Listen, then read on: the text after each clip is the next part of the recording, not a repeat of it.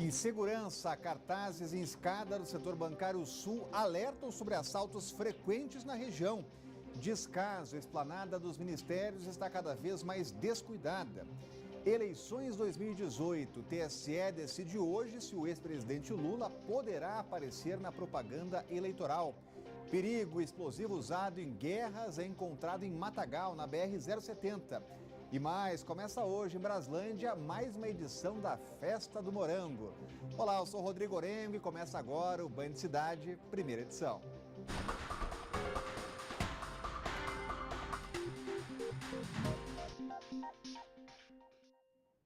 Você já imaginou sair do trabalho cansado e dar de cara com um ladrão? Pois é, quem trabalha no setor de autarquias sul ou no setor bancário sul está assustado com a quantidade de assaltos na região. Os pedestres, inclusive, colocaram um aviso na escada que liga os dois setores, alertando que por ali, depois das 6 da tarde, há risco de roubos. De um lado, o setor de autarquia sul. Como o nome já sugere, há vários órgãos do poder público no local, como agências reguladoras e até tribunais. Do outro lado, fica o setor bancário sul, região cheia de prédios de bancos, escritórios e restaurantes. Para quem passa por aqui a pé, essa escadaria seria o ponto de ligação mais rápido entre os dois setores. Quem vê os mais de 40 degraus pensa que este seria o único desafio a ser enfrentado. Mas não é. Os pedestres dizem que ao chegar aqui em cima, têm se deparado com assaltantes, principalmente depois das 6 da tarde. A frequência dos assaltos está tão perturbadora que os pedestres decidiram alertar uns aos outros. Imprimiram 2 folhas de papel com o seguinte aviso: perigo, estão ocorrendo assaltos na parte superior desta escada após as 18 horas. São 2 e sempre portando faca. Vanderlei, que trabalha na região, sabe que o alerta é verdadeiro. O crime começa cedo aqui? Começa cedo. Na parte de 6, 7 da manhã já vem sozinho aí, já é assaltado. Quer dizer, não é só depois das 18? Não, é quase toda hora, não tem segurança nenhuma aí. Eu trabalho há 10 anos aqui no tribunal e todo dia eu vejo falar, ontem a mulher foi assaltada aí. E tem mais outro perigo. Uma colega de trabalho do Valdinei chegou a ser empurrada escada abaixo durante o assalto. Nesse horário, antes das 7 horas aqui, ela foi embora, né, já era o horário dela sair, e ela foi assaltada, né? O pessoal que assaltaram ela, empurraram ela no meio da escada, ela saiu tombando na escada, né? Fraturou costela e outros órgãos, né? Ela está em recuperação ainda, né? E aí está fazendo tratamento, né? E está todo mundo assustado, né? Com essa situação aqui, né? Enquanto nada muda, quem precisa passar pela região tem que conviver com o medo e a insegurança. Tem que ter mais policiamento aqui, né? Ter mais cuidado com o pessoal que trabalha aqui, que sai depois das 6 horas, né? Precisa muitas vezes ir para a rodoviária, pegar os ônibus para poder ir para casa. Aí é meio ruim, né? A Polícia Militar informou que ocorrências de roubos registradas no setor de autarquia sul e no setor bancário sul não chegam a 10, o que aponta que os índices criminais na região são baixos. Disse ainda que o local recebe policiamento de uma viatura específica, além de apoio de outras unidades especializadas. A PM ressalta que os furtos são crimes de oportunidade. Os ladrões aproveitam quando o patrulhamento sai do local para aí sim cometer os crimes. A gente vai falar sobre esse assunto com Cláudio Humberto, já está com a gente por aqui. Muito boa tarde, Cláudio. Te surpreende essa resposta aí da Polícia Militar? Olha, seria uma piada pronta, né, se não fosse tão trágica, né? Porque o que essa nota, essa explicação da PM faz é de uma obviedade ululante, né? O crime acontece exatamente pela ausência de policiais. Dizer que ali os crimes são menos de 10, talvez tenham sido menos de 10 aqueles que foram registrados em boletins de ocorrência.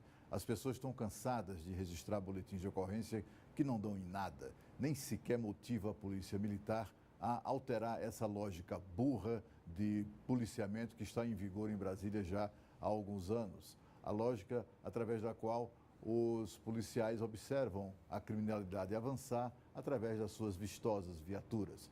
Os bandidos são organizados, eles são espertos, eles sabem como fazer para agir sem ser incomodados. É só esperar que aquelas viaturas da PM passem por ali ou saiam do local, como é o caso das proximidades dessa escadaria. Essa incompetência da Polícia Militar, meu Deus do céu, tem que acabar. Vamos falar de mais descaso, porque a Praça dos Três Poderes, Esplanada dos Ministérios e Catedral são alguns pontos turísticos mais conhecidos da capital federal. Mas será que esses locais estão bem conservados? Pois é, nossa equipe convidou um especialista em urbanismo para ele fazer uma avaliação. E o que encontramos foi um retrato lá desolador de rastros de descuidos nos pisos, nas calçadas e nos próprios monumentos. A nossa equipe convidou o urbanista da Universidade de Brasília, Frederico Flósculo, para dar uma volta pela esplanada dos ministérios, para saber como anda o estado de conservação do local. A primeira parada foi na Praça dos Três Poderes. Nós temos aqui essa coisa magnífica projetada por Lúcio Costa e Oscar Niemeyer, deteriorada. Você tem pedras portuguesas na melhor tradição das calçadas brasileiras. Quando quebram, eles colocam o cimento que vier, cimento da Fercal, cimento de onde quer que seja, está cheia de remendos. E realmente os problemas de falta de manutenção estão por todos os cantos. Frederico, aqui na praça, era para ser um mapa do Distrito Federal, mas parece uma radiografia de 2 pulmões bem doentes, né? Exatamente, quer dizer, você na Praça dos Três Poderes tem um mapa de Brasília, um mapa do Distrito Federal que deveria localizar o nosso plano piloto, os limites com os estados irmãos de Goiás, de Minas Gerais, a Bahia tão próxima, e no entanto você tem isso. O Sol fez esse trabalho durante décadas e nenhuma autoridade chegou aqui para ver a imagem de Brasília à disposição dos visitantes em plena Praça dos Três Poderes. O nosso passeio continuou. Fomos até a Catedral, um dos locais mais visitados pelos turistas. Mas o descaso ao redor do espaço decepciona quem passa por aqui. Os locais são bonitos, mas a manutenção peca nisso. Nós temos que pensar que cada vez é maior a população de idosos que vem do Brasil inteiro e do mundo visitar Brasília.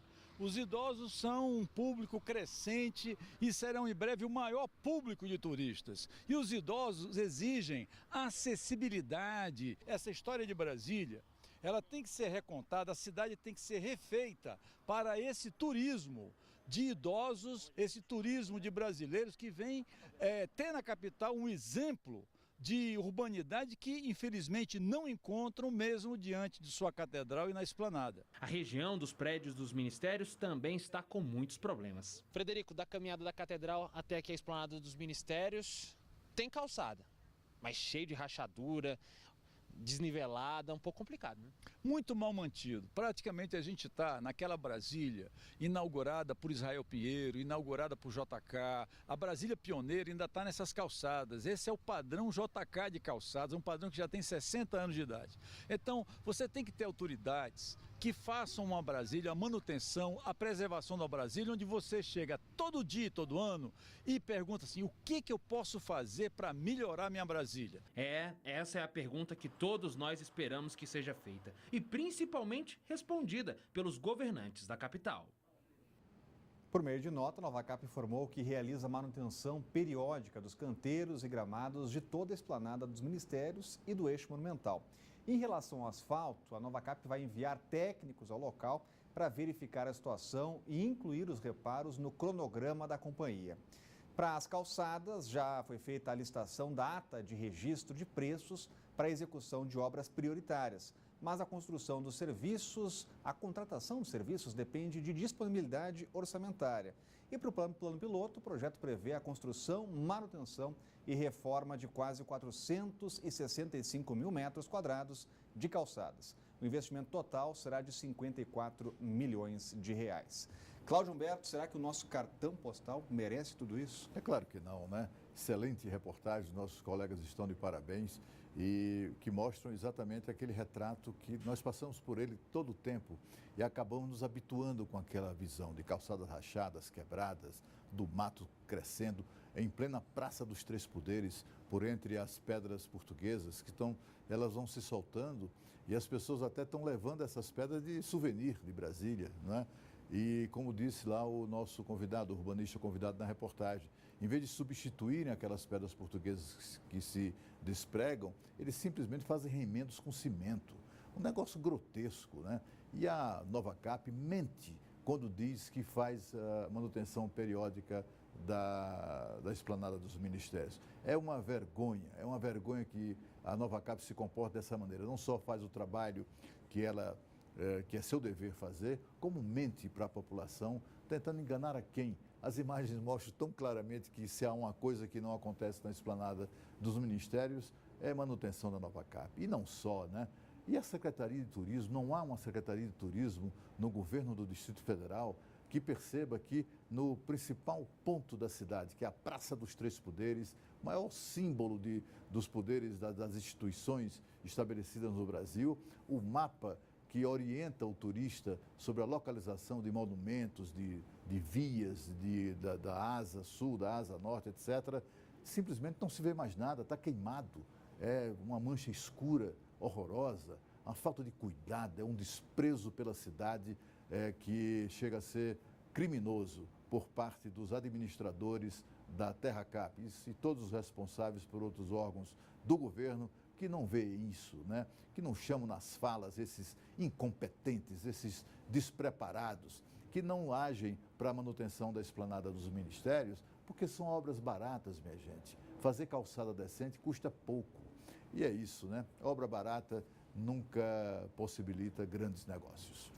E agora vamos falar sobre as eleições 2018. Veja a agenda dos candidatos ao GDF para esta sexta-feira. Pela manhã, Alberto Fraga, do DEM, participou de um encontro com servidores da saúde. À tarde, o candidato faz caminhada no Jardim Botânico. Depois, tem uma reunião com servidores da CAESB e termina o dia na Feira do SIG. O candidato Alexandre Guerra vai estar em um debate no Sindicato dos Servidores da Assistência Social e Cultural. Depois, o candidato visita apoiadores no Lago Sul.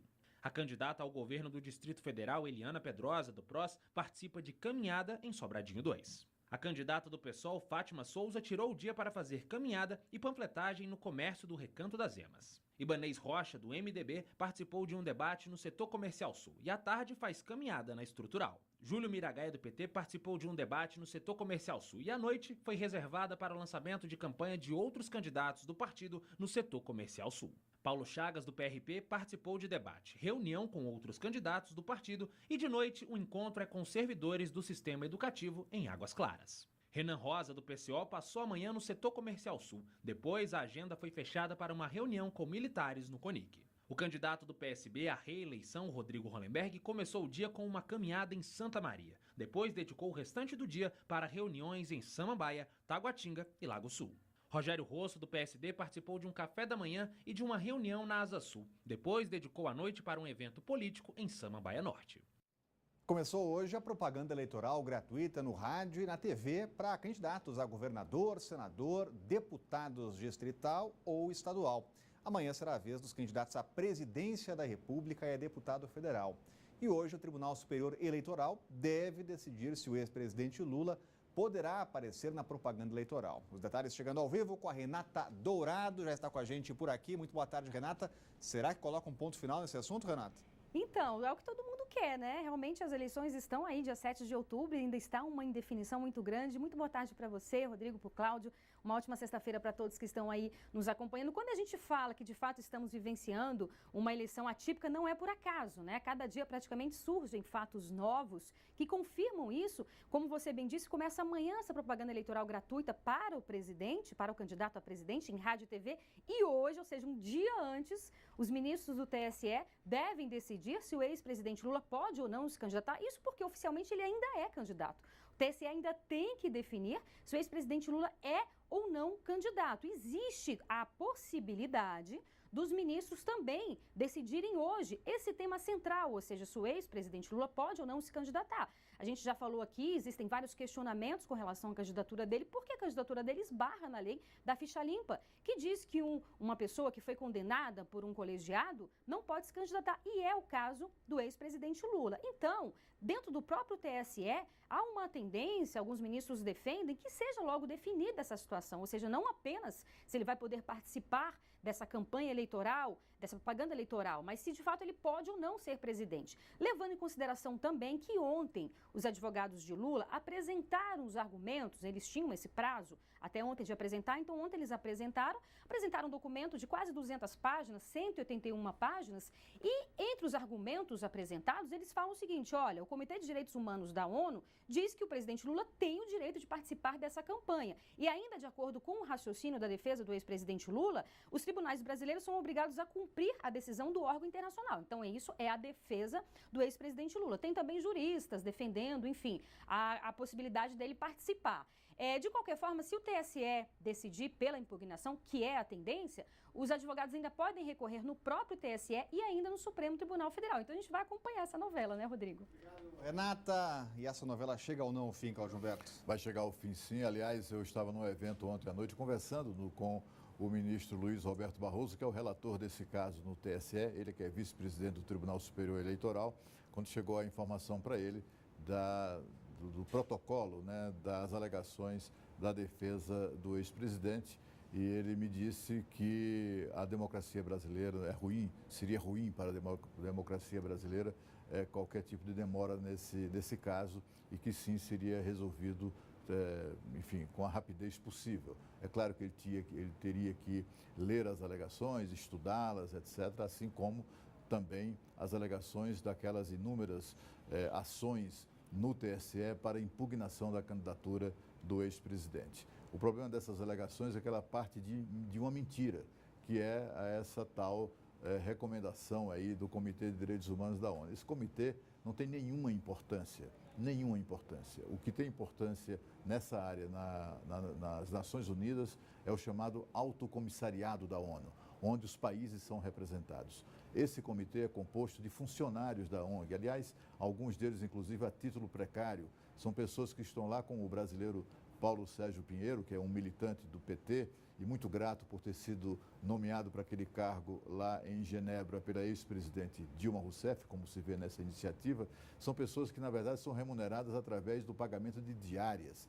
Quer dizer, é um comitê de funcionários, não tem nenhuma importância, nem do ponto de vista político, nem do ponto de vista jurídico. Essa muito menos ainda. Não é uma decisão, é uma sugestão, é uma recomendação, é algo muito parecido com uma nota à imprensa, digamos assim, de um grupo de funcionários da área de apoio do Alto Comissariado, que é esse comitê, recomendando eles que são militantes de esquerda em seus respectivos países, endossando, digamos assim, a tese da defesa do ex-presidente Lula. O fato é que, com alegações tão frágeis, isso torna ainda mais difícil a situação do ex-presidente, que deve ser considerado inelegível, sim. E vem aí mais uma edição da Pink for Life Run, a corrida de rua só para mulheres. O evento promovido pela TV Band Brasília e a rádio Band News FM vai ser no dia 6 de outubro no Bosque do Sudoeste. É uma corrida para alertar sobre o câncer de mama. E as inscrições para a corrida já estão abertas, podem ser feitas no site pinkforliferun.com.br. E a seguir, explosivo usado em guerras é encontrado em Matagal, na BR-070. O Band Cidade volta já.